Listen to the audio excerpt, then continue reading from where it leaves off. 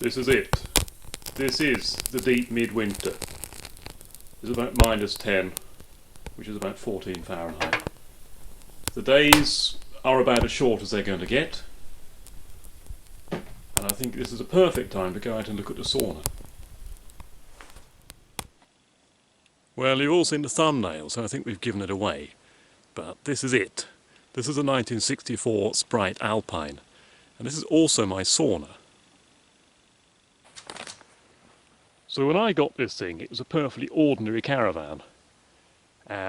Well, perfectly ordinary. It was old, it was full of black mould, and I got it because I had a car. I had an old Saab that a friend of mine wanted, and the car wasn't really worth anything, but I said, well, okay, let's just swap it for something.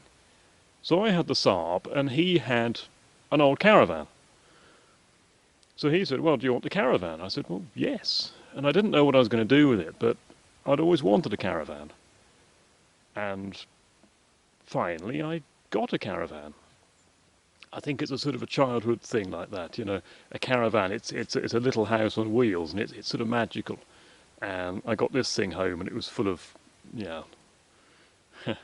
full of black mould and falling apart. And I was very excited the first day, and then after that I started thinking, what am I going to do with this thing?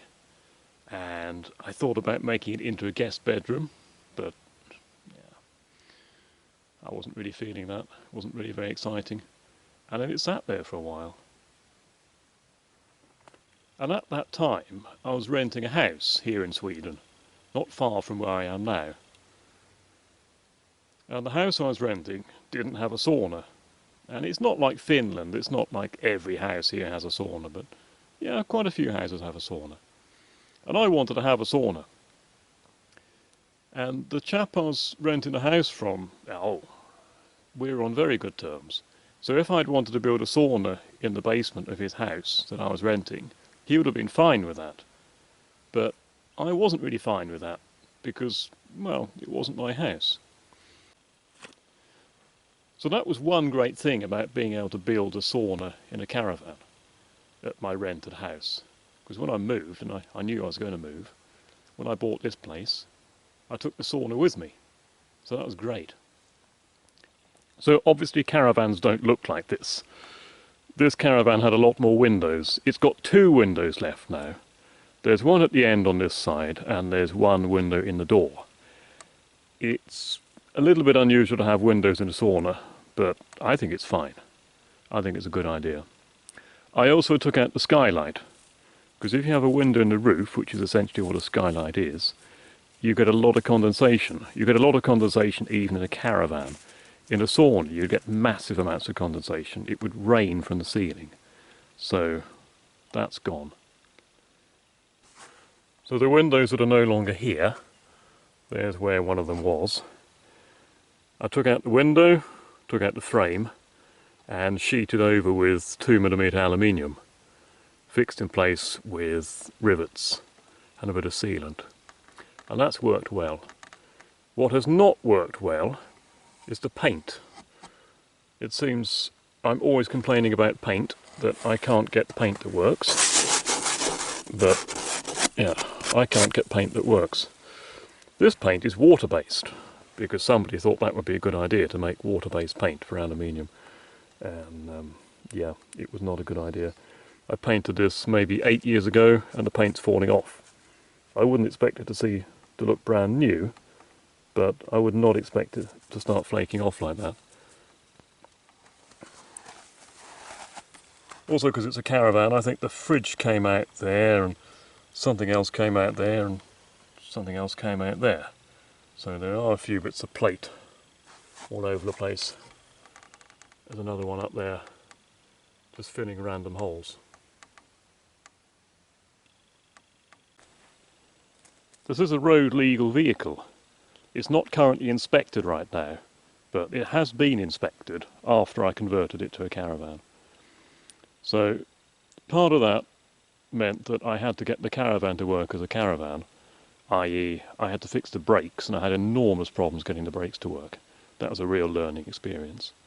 1960s technology, but it's not, because the caravan was built in 1960 and it was built using car technology from the 1930s. And not only that, this is a British built caravan. So yeah, I didn't really get along with it. Got there in the end. And then I needed predictably new rear lamps. And these are, I think they came from eBay. Possibly eBay in Germany, because there is no eBay in Sweden. And these are supposed to be for a Land Rover. They're, well, and many other British cars. They're just these generic round lamps. After I'd finished building the sauna, there was one small detail that I was still trying to sort out. And that was finding hubcaps for these 13-inch steel wheels. These were standard on an Austin A35, I believe. Not a common vehicle in Sweden then, certainly not common now. I did resort to getting hubcaps sent over from England, and I bought a couple of pairs that were advertised on the British eBay as being for 13-inch wheels, and they weren't, they were for 14-inch wheels. In the end, I found these on a derelict car in the forest. 2 of them. So, yeah. That was great. I got them in the end. Those of you who know anything about the things that I build will know that I do not like aluminium wheels. I like steel wheels and shiny hubcaps. Admittedly, it's time to polish this one and repaint the whole outside. But yeah, maybe in the summer. But before we go inside, we need a key. And it's not the key to open the door, that's the key for the main switch.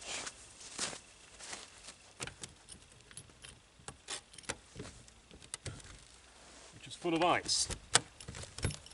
There. So that switch there isolates the battery. This is an entirely off-grid sauna.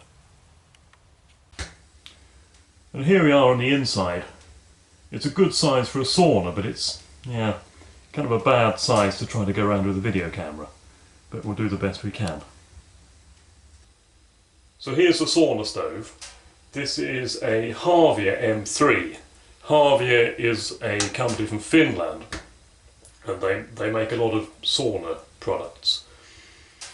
This is the M3, this is the smallest model they make, and it's fine for heating up this area. The total weight of this is around 40 kilograms, and then I think there's another 10 kilograms, 8 or 10 kilograms in the stones that are on top. That normally wouldn't be anything that you'd have to think about, but this is a caravan. So suddenly weight is important. That stove is one of the few things that I bought for this whole project. I paid nothing for the caravan, well arguably I swapped it for a car, but the car wasn't really worth anything anyway. So yeah, we'll say that I paid nothing for the caravan.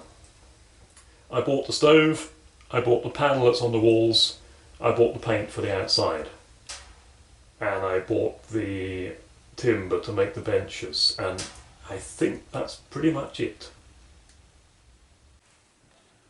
Not only did I have to think about all of the ordinary things that you have to think about when you put in a stove in a building, but I also had to think about some other things because this stove is in a caravan. So it's screwed down to the floor, and that's unusual. There was no provision on this stove to be able to screw it to the floor. So all I did there, and I can't show you because it's underneath, all I did there was weld 4 large washers underneath the stove, and then put 4 long bolts through those, through this heat resistant plate at the bottom, right the way through, and then I put a big spreader plate underneath, under the floor, and that stops it going anywhere. This slab that it's sitting on, this is just something, okay, this is something else that I bought. I'm remembering a few more things now. The slab that it's sitting on is something that I found at a builder's merchant. It's breeze block material. So that in itself is not very strong, but it is very light. And then on top of that is a piece of cement board. And cement board is heavy, but it's strong. So that way I could put the stove on top of that without breaking the breeze block underneath. And that's, yeah, that's held up well. I thought maybe it would just crumble away to nothing, but it hasn't done. So here is a piece of stainless steel flue pipe. I think it's 2 or 3 millimetre, I'd say probably 2 millimetre thick stainless steel. And this box, this is how I get the flue pipe up through the roof without being a fire hazard. So this is an aluminium box, and I was lucky enough to work at a place that had machines to bend metal, and I no longer work there, so that's a shame. But this box is full of fire resistant insulation, so that stops the heat spreading to other parts of the roof.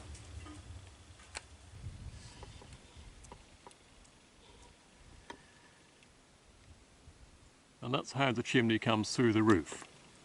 It's sealed up with high temperature sealant.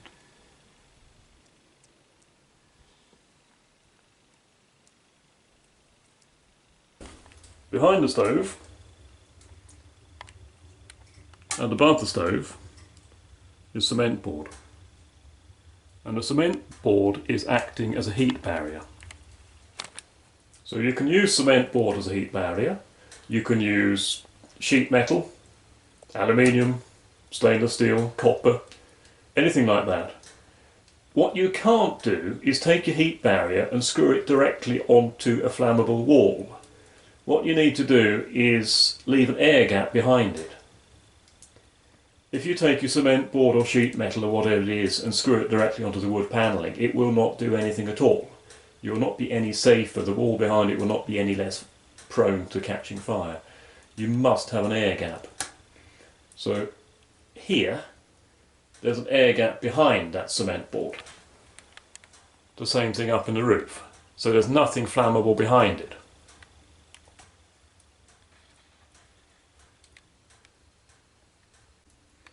Airflow in a sauna. There are 2 ways of doing this. There's the Swedish way of building a sauna and the Finnish way of building a sauna. This is the Finnish way of building a sauna. So the air comes in here, behind the stove, and the air enters the sauna. It does a big loop, and it goes out under this box. There's a bit of an air gap here, under there, and the air goes out to the outside. So that's how the air circulation works here. The panelling on the walls here is pine, and that's the traditional type of sauna panel in Scandinavia. The other alternative that I had to build a sauna with would be aspen.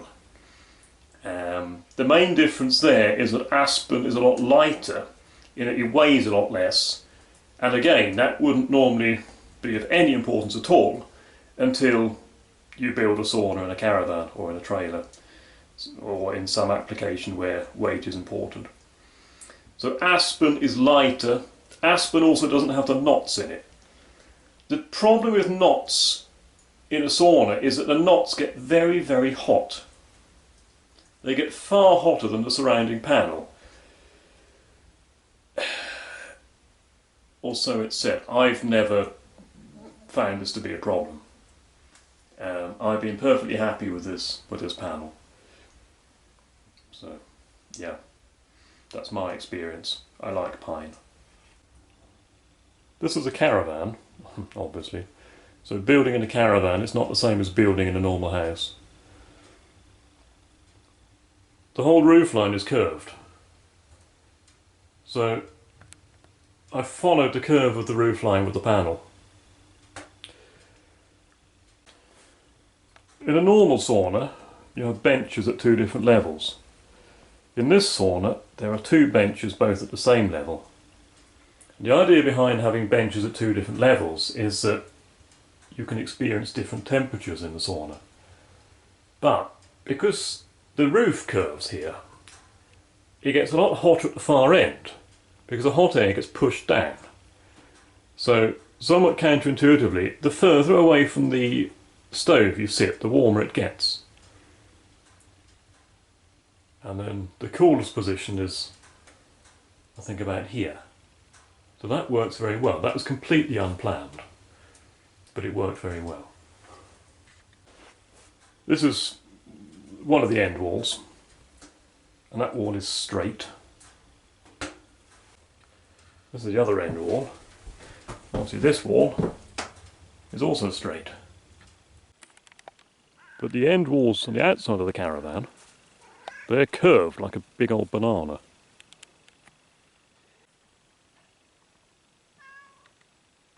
So what I did, purely to make my life easier, was to build a false wall and straighten out the end walls so that I wasn't trying to follow that curve with the panel. This end, with the stove, this sits a bit further back. So here we have the electrical panel.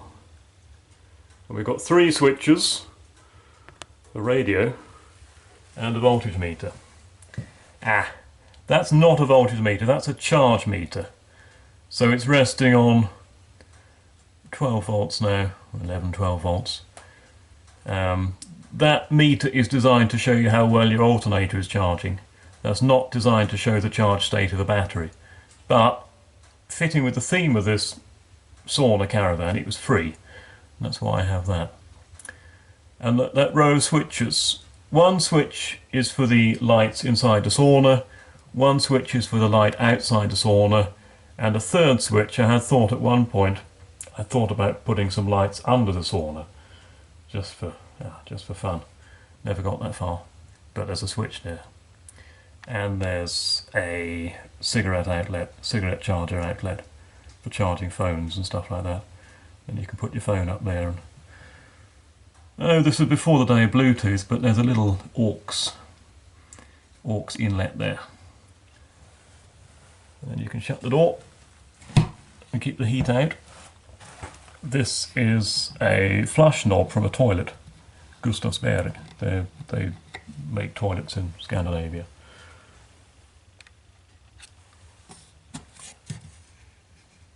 And then here we have a screw that's driven in almost flush, and here we have a little magnet that's recessed into the door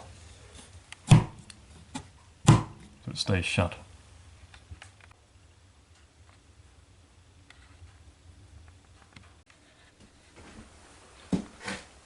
Down here we have the battery box. So there's a little 12 volt fuse panel. There are 4 fuses in there, and I can't remember what they all do. It's a long time ago. That little device there, that is to charge the house battery from the car when you're towing the sauna. That came with the caravan, so I saved it and put it in there. I've never used it, I've never connected it. So yeah, that's just there. That is a big junction for all of the trailer lighting for the caravan, and that's a 220 volt socket. The other end of that 220 volt socket is here, and apparently there's a cable in it. Yeah, the other end isn't doing anything. That's the other end of it there. So this mains voltage socket, that was very useful when I was building the caravan. I built it under a winter, and that meant that I could have power in here without having to run a cable through the door. And you know, if you run a cable through the door, you damage the cable and you bend the door and all that sort of silly stuff. So that was actually very useful. Since then, I don't think I've ever used it. And the final thing in the battery box is vented. That's a piece of old vacuum cleaner hose, and that goes outside. And that venting from the battery box comes out here. And that little cover, that was for, I think that was for the gas fridge. But that was original to the caravan, I just moved it. This is one of my fantastic homemade lamps. Yes, this is I think this is a very large beer bottle. And inside the very large beer bottle, we have some LED lights.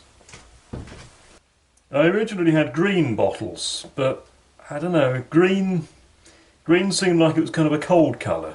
I actually like the brown a lot better. We've got 8 3-volt LEDs, 4 on one circuit, 4 on the next circuit. So we've got 4 wired in series, 4 multiplied by 3, 12 volts, same on the other circuit. And then the bottle goes over the top. Now, I was just looking for something that would stand up to the heat, was a little bit different and fit the feel of the sauna, and yeah, something that was cheap, because I did build this thing on the cheap.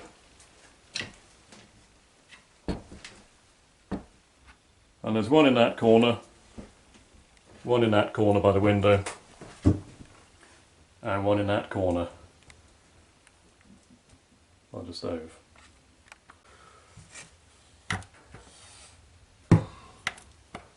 Yeah. The radio is currently unhappy with life. If you build a sauna and put a radio in it, do not put the radio up by the ceiling. It'll get too hot. Put it by the floor instead.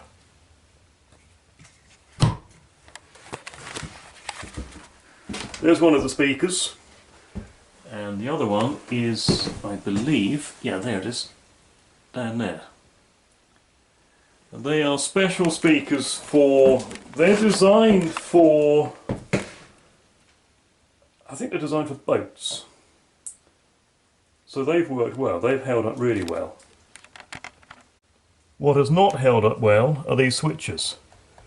And I think a lot of the electronics, a lot of the wiring, a lot of the 12-volt wiring hasn't held up well. I need to take everything apart, solder all of the joints, and I need some marine grade switches here. This is my outside lamp that unfortunately doesn't seem to be working right now. But that's an old bicycle lamp. And there's a bulb holder from a Volvo 940 in there.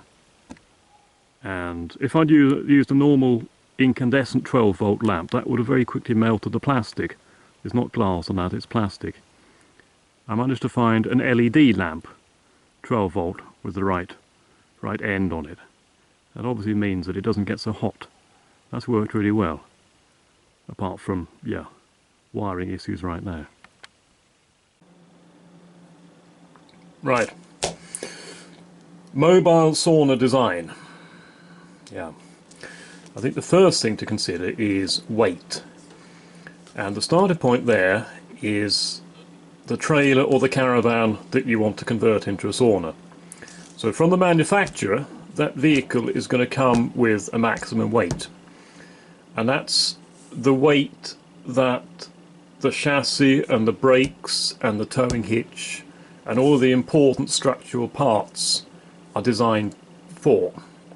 So if you go over that weight, there's a risk that something's going to fail. And if it fails when it's sitting in your driveway and something falls off, well, that's unfortunate. If it fails when you're barreling down the highway, that can end really badly. It's probably not going to end badly for you because the vehicle that's failed, i.e. the trailer or the caravan, that's behind your tow vehicle. So it's probably going to end badly either for somebody who's driving behind you, or more likely somebody who's coming from the other direction. And that's not what building a mobile sauna is about. So the second thing to consider, also on the theme of weight, is weight distribution. Here's our trailer. There's our hitch. Does that look like a trailer? Yeah, maybe. And so we've got a wheel here, and a wheel here, and an axle in the middle. The thing to consider now is where you want the weight. And this is no different to loading any trailer. If you have too much weight at the front of the trailer, it'll bounce. So it'll put a lot of pressure on the hitch on the towing vehicle, and there'll be less weight on the axle on the wheels. And it'll have a tendency, the rear end will lift, and it'll have a tendency to bounce going down the road. That's annoying. If you have too much weight at the back, then the hitch will lift, and that'll lift the rear of the towing vehicle. That's not annoying. Well, it is annoying, but that's really dangerous, because you can then get into a situation where the towing vehicle is not steering the trailer is steering the towing vehicle. And you can go and look at videos about this and learn all about how to load trailers and weight distribution from people who actually know a lot more about this than I do. But too much weight at the front, annoying. Too much weight at the back, very dangerous. It is. So then you're thinking about a sauna. What have you got for weight? You've got the paneling that's on the internal walls, but the paneling on the internal walls, that's going all the way around, on all four walls and all the way over the ceiling.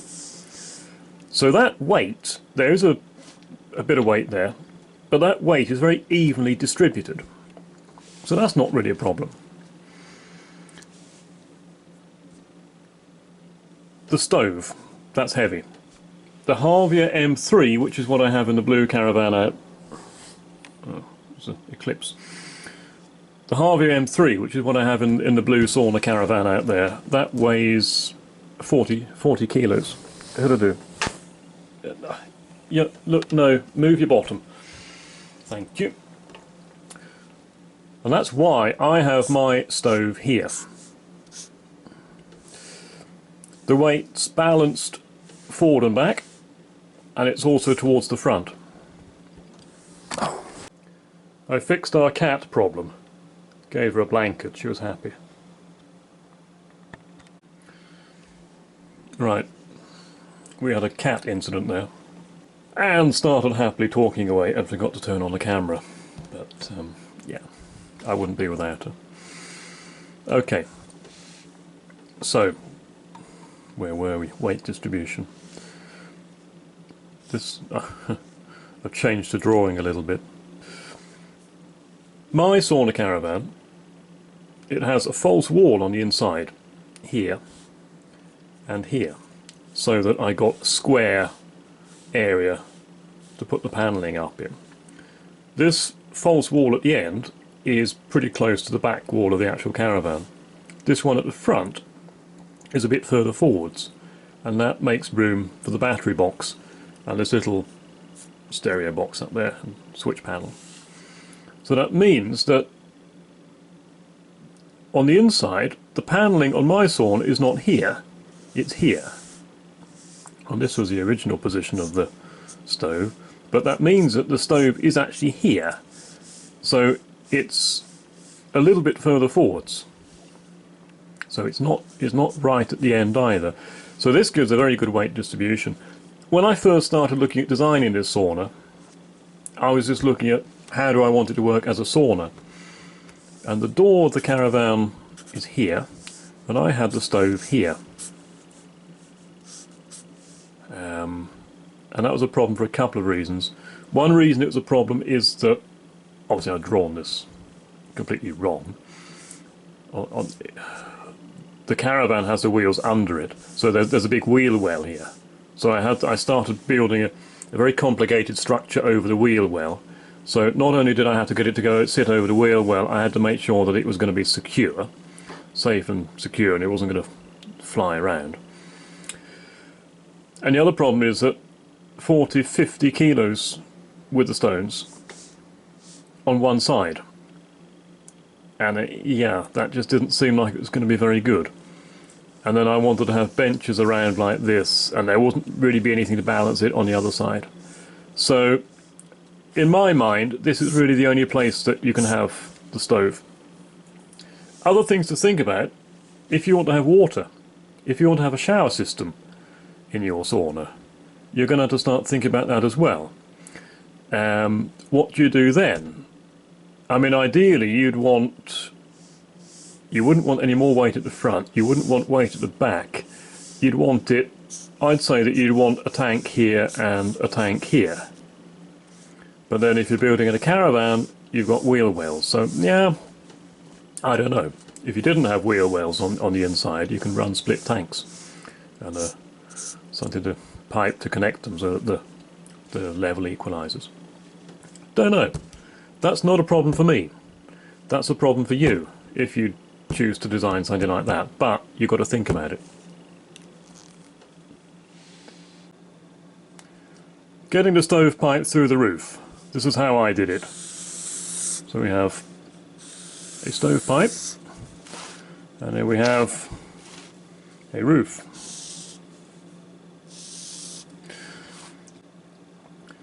Bear in mind now that the roof on my Sauna caravan is aluminium. Some caravans, some newer caravans, are built out of fiberglass, and that changes everything.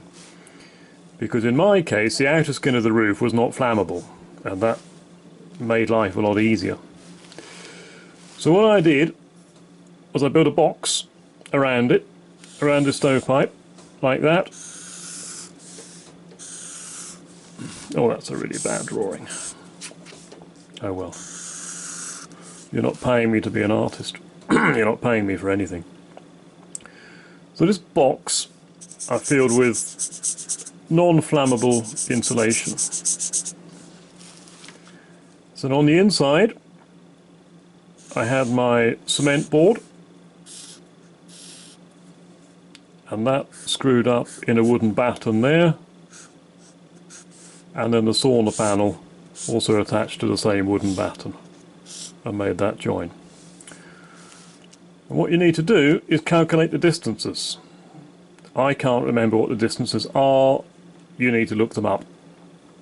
There will be one distance from an unshielded stovepipe, so from here, and there will be another distance, a smaller distance, from a shielded stovepipe, from here. And then we're going to our nearest flammable material, which is this batten here.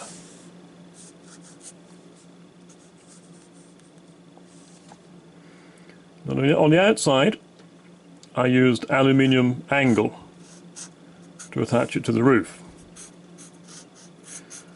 because not only does it have to not catch on fire, this also has to stay in place when it's going down the road. So this is what I mean about, you know, building in a caravan. It's doable. It's not that easy. And then on the outside I have a collar on the lid. So this is like a big square tube. It was, what is it, 30-30 maybe? There's an end cap here. There's also an end cap down here. It goes there. And the end cap at the bottom is one of these.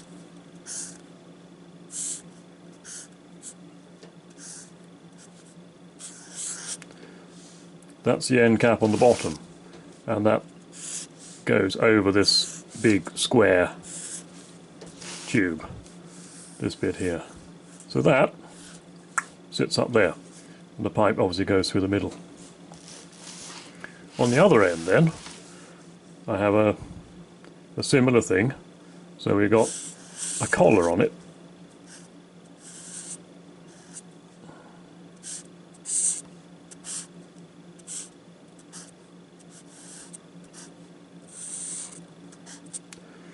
And this is welded aluminium. And the pipe comes up through the collar. So here's the collar, and here's the pipe. And in between the pipe and the collar, I found some very high temperature fire resistant silicon sealant and stuck it in there. And I believe that that's still okay. It doesn't leak. I haven't really gone up and looked at it too closely. When I filmed it today, I just stuck the camera up on the tripod, because it's not very easy to get on the roof of a caravan. So I haven't really looked at it, but nothing leaks in. And then this is also sealed up with high temperature silicone. This would not need to be high temperature silicone because it's not that close to anything that's that hot, but I had quite a bit left over from here, so I used it here, and that's also held up. And just a quick word on heat barriers, because there are a lot of misconceptions here. Here is our flammable wall. So here's a wall that's built of, I don't know, wood. If you get a sheet of metal or a sheet of cement board and you screw it directly onto that wall, that does pretty much nothing. What you need to do to get any effect from this, so here's your wall. You need an air gap, so you need battens or some sort of standoff like that, and then you put your cement board or your sheet metal or whatever it is on there. And if I was building, if we make this into a three-dimensional drawing here, this is a cross section, if we make this three-dimensional like that, as I've drawn it that way, the battens are going across. That does work. I don't think that's the best idea, because the heat is obviously rising and it's going to get in and rise and go around these battens and out. So what I would do is I would put the battens or the standoffs going this way, so that the heat can flow out of the top. I think that's better. You also want to think about what you're using for battens. If you're using wood, well, you're just reintroducing flammable materials. So, aluminium box section, I think, would be good for that. The last piece of advice that I'm going to give now relates to insulation. If you get hold of a caravan or a trailer that's already insulated, you need to know what that insulation is. Certain types of insulation, especially polystyrene and spray foam types of insulation, are flammable and also can give off poisonous gases when they get up to a sort of a normal sauna temperature. So be aware of what your insulation is, whether you got hold of a caravan or a trailer that's already insulated or whether you're putting insulation in. You want something that's not going to give off gases and that's obviously not going to burn. And it's not just the insulation that's around the stove. In my mind, I would want all of the insulation in that sauna to be non-flammable. When I built this sauna caravan, I didn't film any of it, but I did take a lot of pictures. So I'm going to show a few of those pictures now, really just the interesting ones that explain a little bit more about how the whole construction works. So this is what it looked like when I got it home. It wasn't very pretty. And yeah. So this caravan was no longer a viable caravan. You would not go camping with this thing.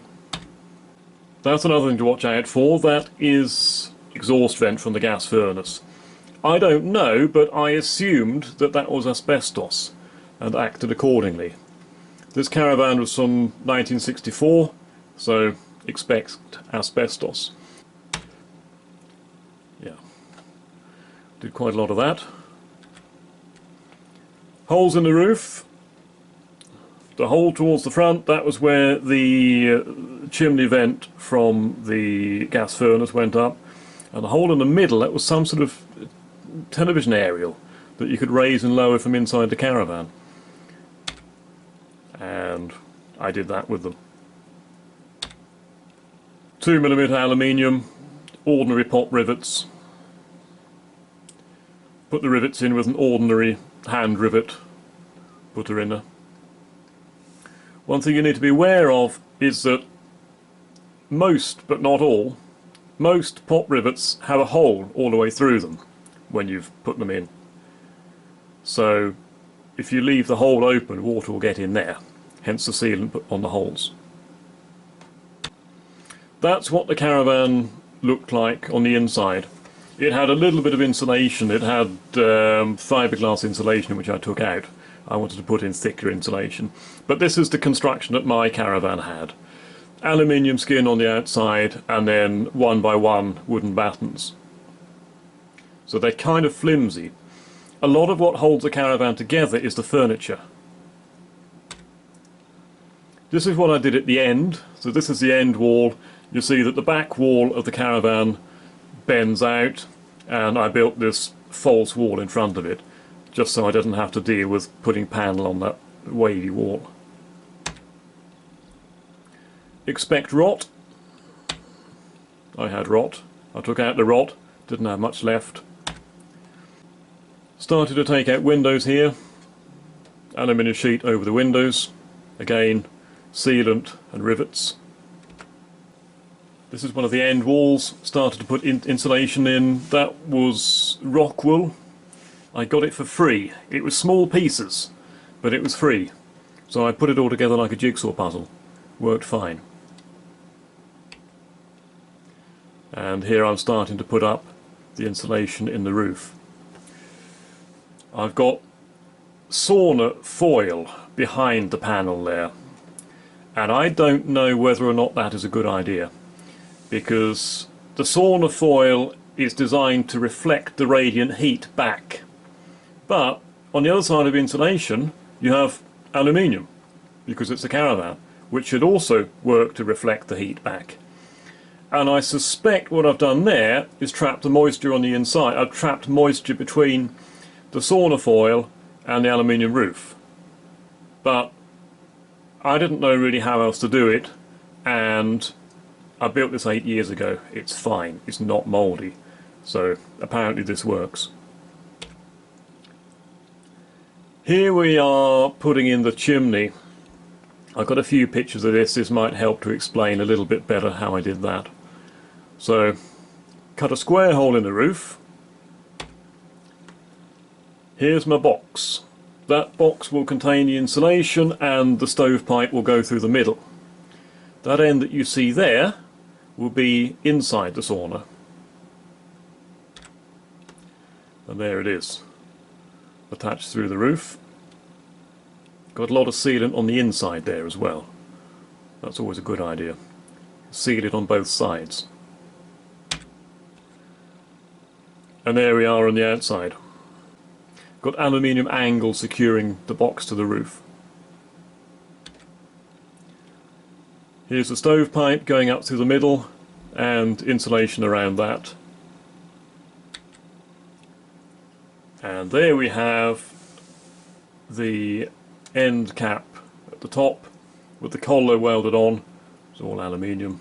The collar welded on, and then high temperature silicone which is sealing it. And then later on I found that little thing that looks like a bird feeder, a little cowl that goes over the top and stops the rainwater going down inside the stovepipe. And there we have it. That's my sauna in a caravan. If you own a mobile sauna, or if you're building a mobile sauna, send me some pictures. I'd love to see them. I think this sort of stuff is really interesting. Till the next time.